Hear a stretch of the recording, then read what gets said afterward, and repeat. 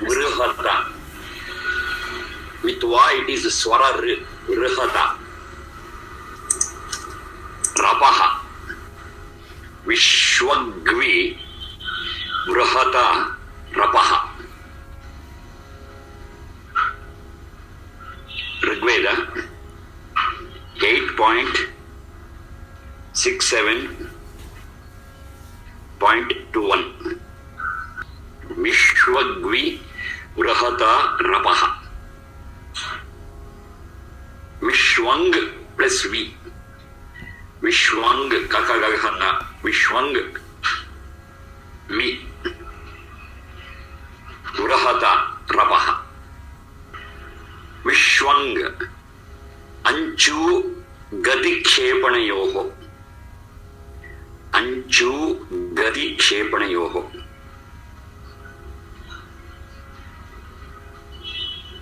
Anchu Gati Kshepanayoho. V is Upasarga. Vrihata. Vrih Udyamane. Vrih Udyamane.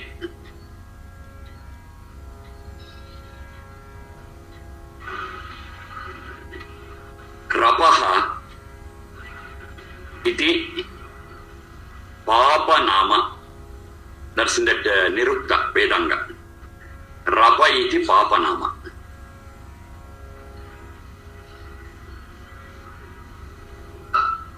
Rigveda 8.67.21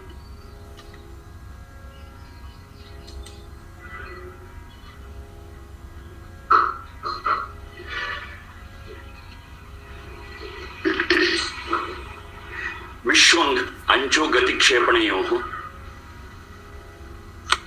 That is that which is the driving force and is all pervading.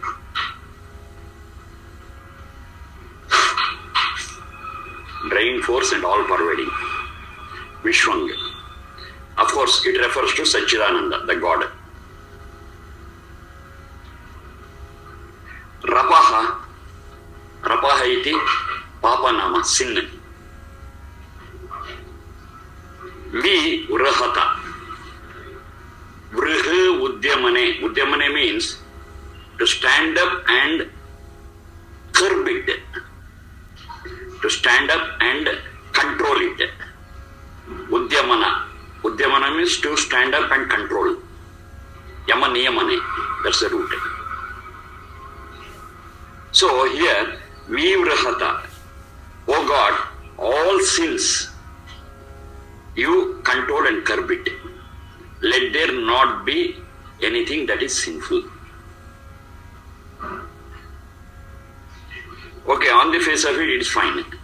But certain things you have to understand very clearly. That is,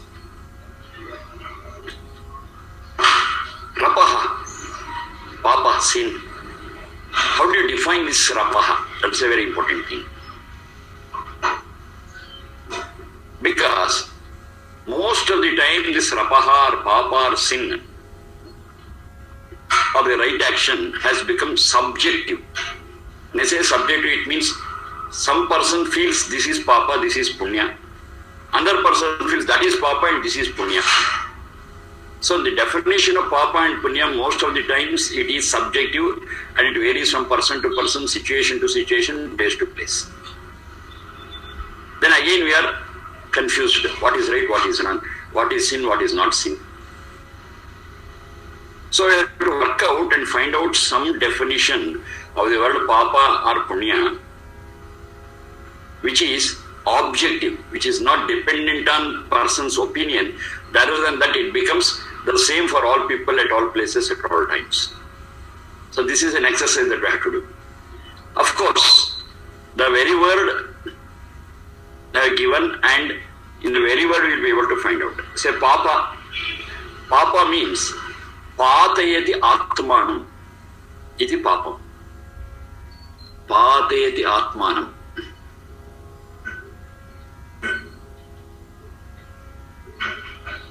That which pulls down the Atma is Papa. Then what is Punya? The opposite of it. It is What purifies the soul is punya. Punati atmanam iti punyam. Punati atmanam iti punyam. It purifies the soul. The other one pulls down the soul. So at that level we have to see. When the soul can be pulled down? When it is weak. When it is weak. If it is strong, it cannot be pulled down. So if you say that the soul is pulled down, it means that it is weak.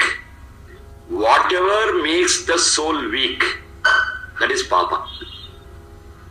On the other hand, that which purifies the soul, and that purification results in strength of the soul. And what strengthens the soul is punya. So this is a definition. It's not anybody's opinion. The very words are explaining what they are. And pulling down of the soul, the downward fall of the soul is papa. The upward movement of the soul, the strengthening of the soul is punya. This is a definition we have got now. Now this objective is the same for all. How? We will take one or two simple examples, maybe repetition, which I have told earlier also. So when we understand those examples, yes, we will be able to clearly find the difference between, note the difference between papa and punya, and that's objective. Okay, say there is a situation where I am to commit violence. I am to commit violence. Simple example, a situation where I am to commit a violence. Now here, it is very easy to commit violence because there is already a stress in the situation. There is some stress, there is some force in the situation and in the circumstance, and circumstantially it is very easy, I repeat, very easy to commit violence. Somebody slaps, immediately I slap back. It's very easy. Whereas the other one, though the circumstantial forces are there to commit violence, we take control of ourselves.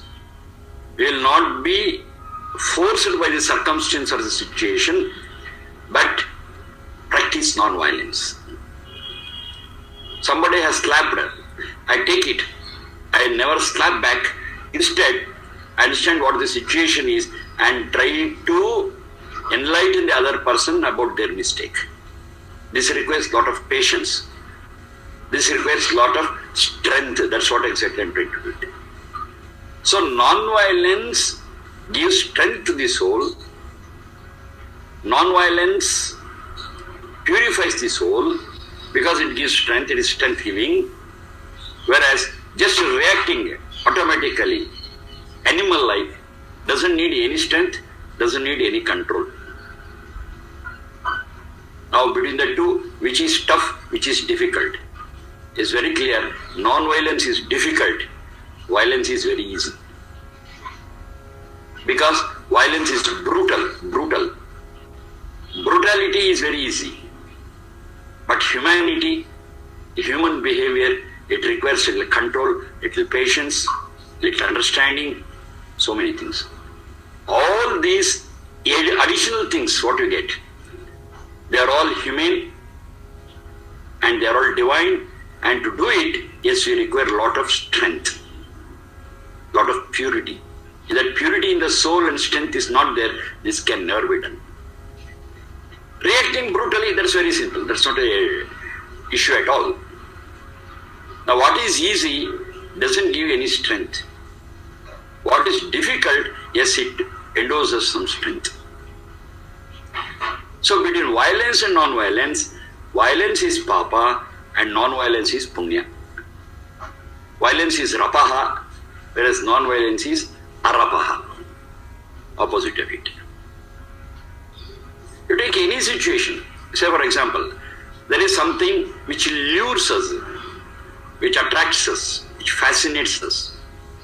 Immediately falling a prey to the lure is very easy. If there is something which is very attractive, immediately fall for it. Whereas understand what it is it really worthy to be used, got into? What is the result of it? It's attraction in the first step, okay. But what's the ultimate result? Is it something beneficial? Is it something not beneficial?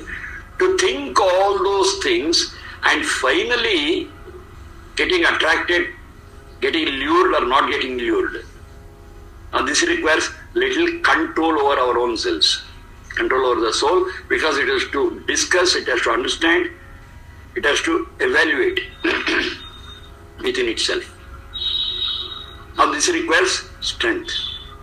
Finally taking the right decision, yes, that helps the soul to become pure, that helps the soul to become strong. But in the very first step, it has to control itself. It has to prevent itself from getting lured and getting attracted, and a sudden reaction is not allowed.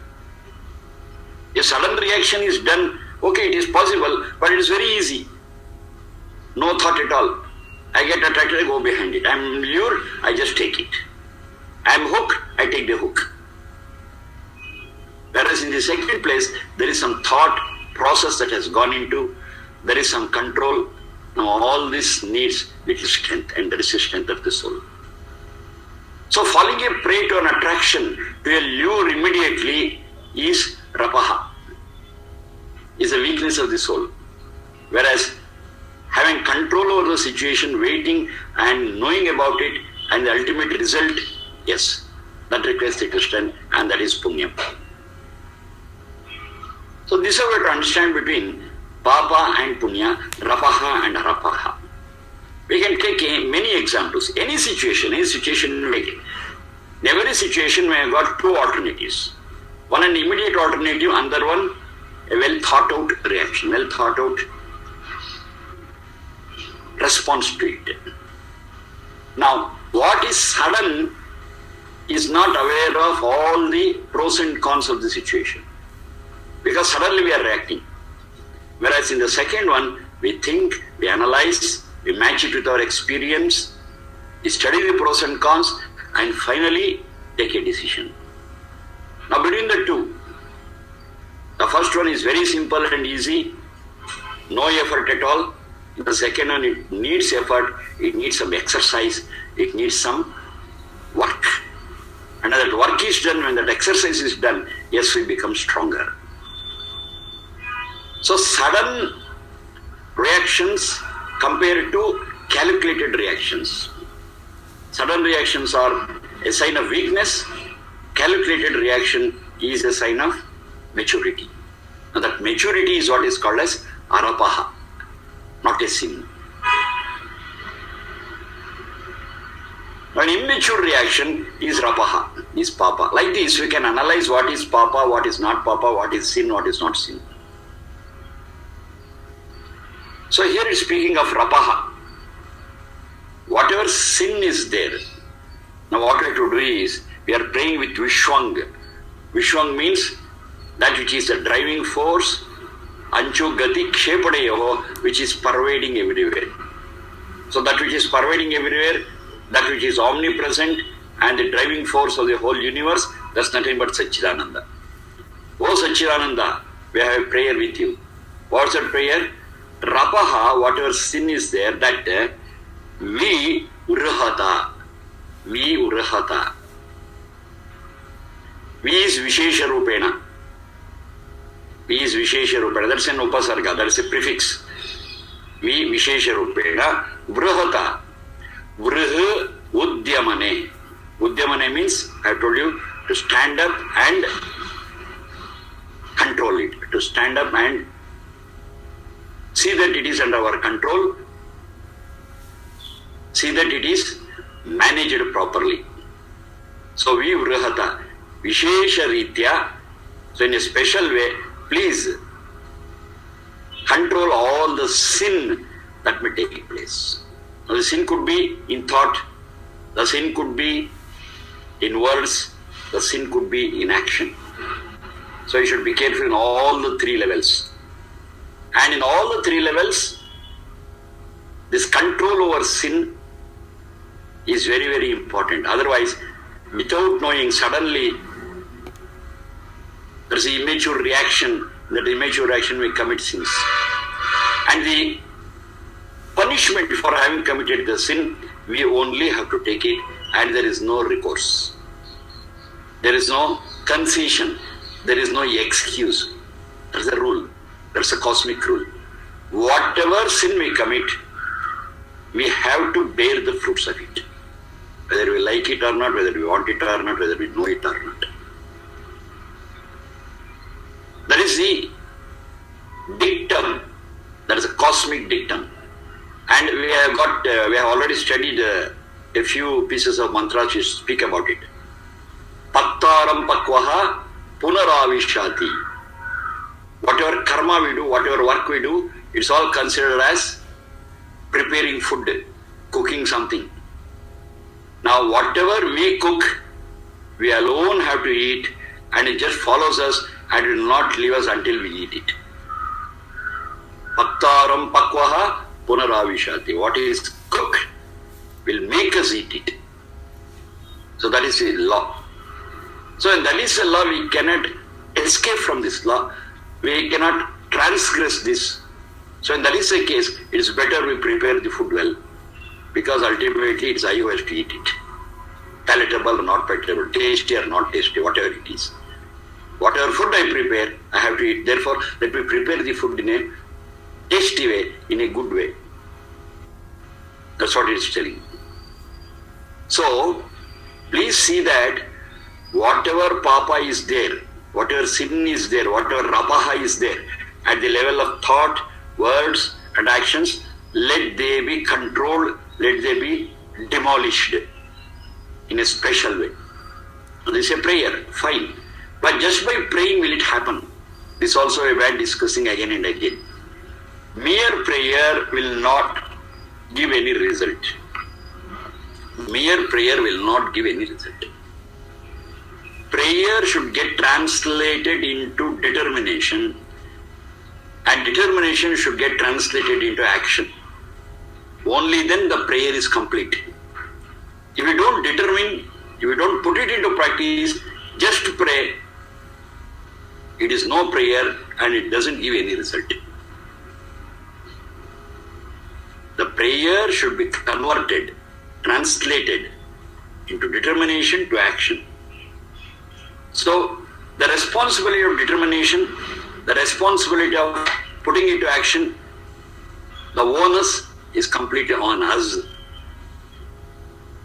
To make it strong, to reinforce it, yes, we convert it into a prayer and ask the Sachidananda to give us that capacity, to give us the strength to determine and perform it. But mere prayer will not help us. Prayer is complete only with all the three steps. Praying, number one, determination, number three, action, practice. That is complete prayer. So this is a prayer. When I say it's a prayer, it means all the three. We surrender to the cosmic law, number one. We determine what is to be done and do it really. So, Vishwang Vi Vrahata Rapaha. It's a piece of the Veda mantra where we again and again motivate ourselves. Self-motivation. We motivate ourselves to fight against the sin, the possible downfall of the soul. We want to protect ourselves. And this happens only when we are aware of it, only when we are conscious of it, only when we play our part. That's a very important thing. Without playing our part, if we expect some magic to happen, it will never happen. So this is about this piece of the Veda mantra. Then, Ashwamedhasya Rohita. Ashwamedhasya Rohita, within brackets, Adade. Within brackets means it has come in the earlier part of the Veda mantra, thus I have brought it to make the sentence complete. It's there in the mantra, but not in an order. Therefore I have brought it down to make the meaning of the sentence complete. Ashwamedhasya rohita adade. So this method, there is one technical name for that, they call it as adhyahara. Adhyahara. Adhyahara means it is not spelled out there, but it is understood. How to understand that? Okay, in the context, here or there, some reference is there, and that we take it to get the full meaning. This is called as adhyahara. So sadade is an adhyahara. To make it clear that it is an adhyahara, I wanted to put it within brackets, adade. Ashwamedhasya, Ashwamedha, A is Dirgha Swara. Ashwamedhasya rohita adade.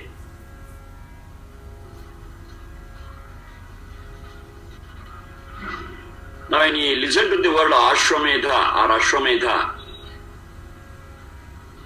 we are always confused. And even great scholars have misled us. That is, they speak of this horse sacrifice, where they make a horse to roam, and finally at the end of that whole process, it is butchered, and that they call it as Ashwamedha or Ashwamedha or something like that.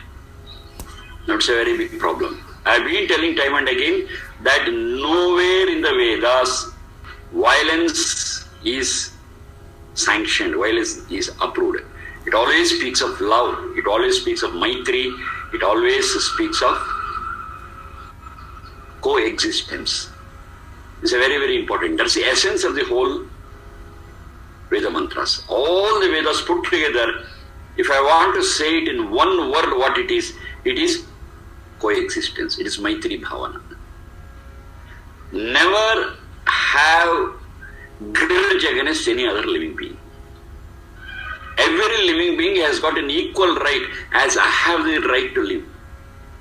So that's the basic thing in the whole of Vedas. So understanding Ashwamedha or Ashwamedha in the sense that is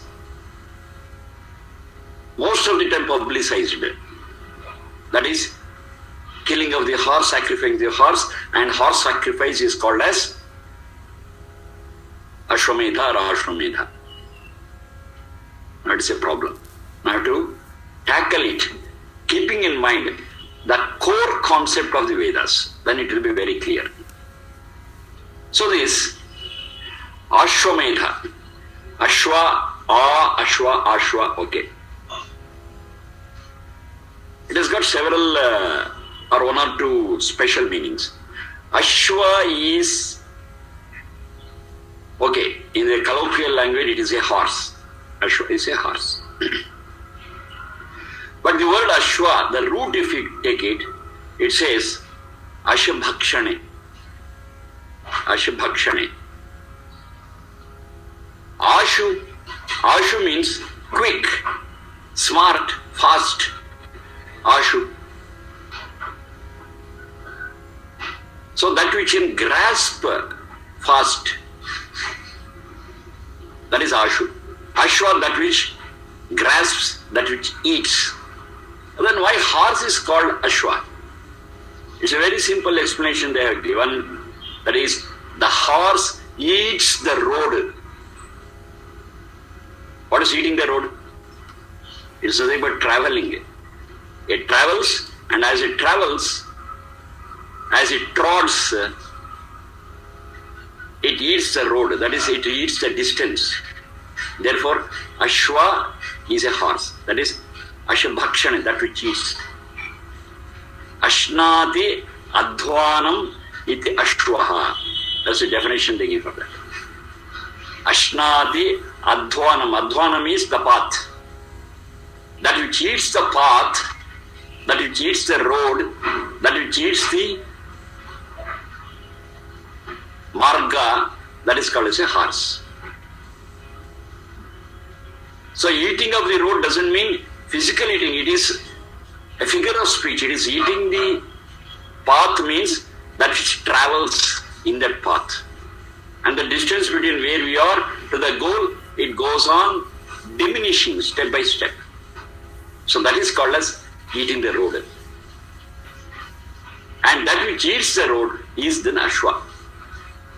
Now in the present day context, it need not be Ashwa. Any vehicle which takes us towards our goal, all of them you can call it as Ashwa. And of course, that is there. Other than Ashwa, say if there is a vehicle which takes us, we understand its capacity in terms of horsepower. Horsepower is a well-known word for us. Actually, there is no horse. It is compared to horsepower. They define what horsepower is. And if there is a vehicle, yes, we speak of it in terms of horsepower. So in this context, a horse is called as Ashwa. But Ashwa doesn't mean only horse. This is a very, very important thing. Whatever that eats, whatever that grasps, all can be called as Ashwa. As I was telling, as all vehicles can be called as Ashwa in terms of horsepower. Now what are they? Say our ears, they grasp sound. The eyes grasp light and shape. The nose grasps smell and fragrance. The tongue grasps taste. And our skin grasps touch. So all the sense organs are also referred to and called as Ashwa. Ashwa means our sense organs. Of course, horse is there. Apart from that, Ashwa means sense organs. Ashwa also means the rays of the sun, because it grasps the water from the water bodies and converts it into clouds, which finally result in rain. The whole process begins from grasping, from consuming the water from the water bodies. And what does it is called as the sun rays. And sun rays are also called as Rashmi, and that Rashmi is also called as Ashwa. When you take it from the basic root of a word, yes, it will have a wider meaning. And in colloquial Sanskrit, Ashwa has been restricted to only the horse. And it doesn't mean only the horse, several other things are also there. Then, Medha. Now that Medha is a word which is derived from two roots. It could be from one root, it could be from the second root also. One root is Medhra Samprahare. Medhra Samprahare. Samprahara is to butcher. Samprahara is to butcher, to beat. Yes, that is also there. Another root is Medhra Sangame. Medhra Sangame. To take them in one hold, to take them in one fist. To unite them, to have them under control.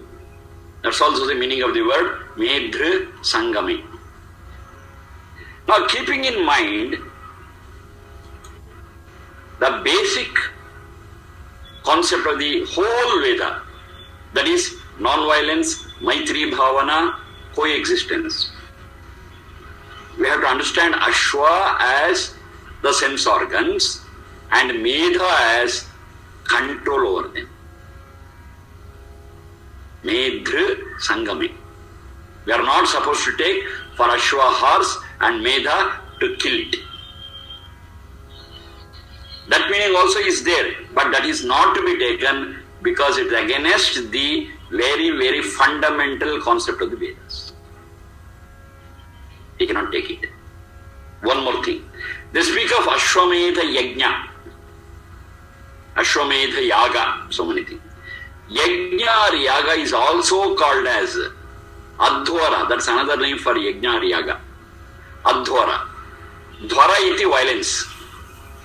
Dhwara iti himsa karma.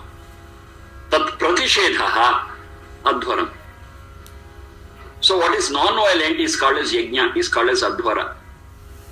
Now we say Ashwamedha Yaga or Ashwamedha Yajna, and say the animal is butchered, the very meaning of the word yajna is lost. Yajna is adhvara. Adhvara is non-violence. All non-violent acts only are called as yajna or yaga.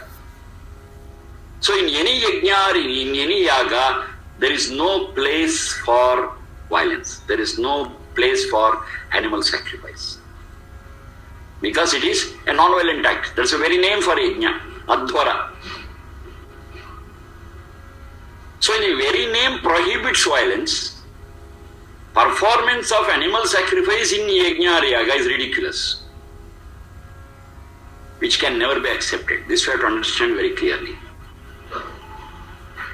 So the only meaning that fits in, keeping in tune with the basic concept of the Vedas, it is control of our sense organs. Sense organs are ashwa, controlling them, it is known as medha. To have them under check. So ashwamedha is indriya sanyama. It is indriya samyam.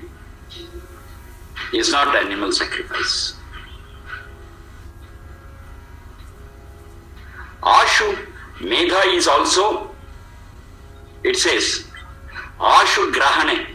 That is another explanation for medha. Ashu grahane. Medha. So it is a capacity of a person to grasp things fast. Then we say the person is a medhavi. One has got medha. Medhavi is familiar. That word is familiar for us. So medhavi means one who has got that medha. And what is that medha? Medha is intelligence, wisdom. And all that the person grasps very fast. So if a person is capable of grasping things very fast, analyzing it, understanding it, yes, that person is called as a medhavi. That's also the same medha. Ashwamedhasya rohita adade. So ashwamedha means all those things. To understand very fast, to have control over one's sense organs, all those things comes under that. And A means completely from top to bottom. Ashwamedhasya rohita. Rohita. Ruha bija janmani. Ruha bija janmani. That's the root. It means sprout. To grow from the roots. Rohita.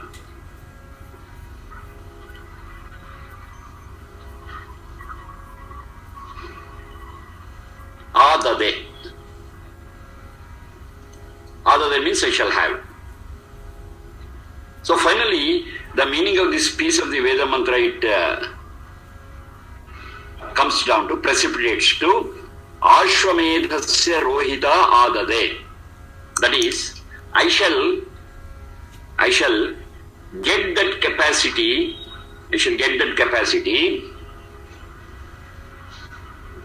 of sprouting of knowledge, sprouting of medha shakti, which ultimately results in our control over sense organs. Ashwamedhasya rohita. Rohita is sprouting. So it is sprout in us. It has to take root in us. So I will see that control over sense organs and fast understanding of things, I will see that it will take root in me. So it's once again a determination for a side and I have to work for it. It doesn't happen automatically. I've been repeating it again and again. Whatever in our life happens, it never happens automatically. It has to be deliberate. We have to put our efforts. We have to work for it. We have to labor for it. We have to sweat for it. What is it called as? We have got a word for it. Purushartha. And here, Purushartha, that Purusha doesn't mean male. That also we have to be very clear. Purusha means the soul. That is that which has taken shelter in this Sharira Indriya Manas. that it has got a shelter is called as Purusha. Purusha doesn't mean male. Of course, in colloquial Sanskrit they have made it as male, Purusha, Stri, female, that is what they have done. But the basic meaning of the word Purusha is the soul which takes rest or which gets its shelter in Sharira Indriya Manas. Puri Shadaha iti Purushaha. Puri means in a town, in a shelter. Shadaha, which takes shelter, which resides, that is called as Purushaha. So the soul resides in the Sharira Indriya Manas, therefore that is called as Purusha. In many Veda mantras, the mantras are referred to Purusha. So there is no question of Purusha or the male being supported and female is treated as a second grade citizen, nothing of that sort. It's very clear, it is referred to the soul and the soul is beyond gender. So it's referred to the soul. Male or female is a feature of the physical structure. Whereas all the things what we have got in the Vedas, they are all referred to the upliftment of the soul which is beyond gender. Now speaking of soul, we are not speaking of male or female. We are beyond that. Male and female is a physical property, and of course it has got its own implications, its own roles, its own duties to be performed. That's a different issue. But are speaking in terms of spirituality, there is no discrimination between male and female. So it very clearly says Purushartha. Purushartha means for everything we have to work for it. Nothing happens automatically. We have to work for it, we have to sweat for it, we have to put our effort in it, we have to do our role consciously, then things will happen. Nothing will happen automatically. So that's also is indicated in this Veda mantra. It says, I shall do so. I shall do so. I shall understand things fast. I shall have control over my sense organs. I shall see that all these things sprout in me and I'll have the benefits. I need not worry about the benefits. If I do all these things, the benefit is automatic, you see. That is, benefit is automatic only after I put my efforts. Without putting efforts, benefits are not automatic. So this is what we have to understand. Automatic means there is a rule. I can't be rule, it happens. If I put my effort, the reward is assured. Though it appears as the reward as automatic, it is not automatic. It's actually as a result of my effort. Okay, for all practical purposes, I can take it as automatic because it's assured. If this is done, that will happen. But what is to be done from my side has to be very, very clear, and I have to put all my efforts with heart and soul. Only then it will happen. Ashwamedhasya rohita adade. I will see that it takes root in my heart and soul and do it, and finally move ahead. And doing this will help the soul to become stronger and purer, as I discussed in the previous one. Next one.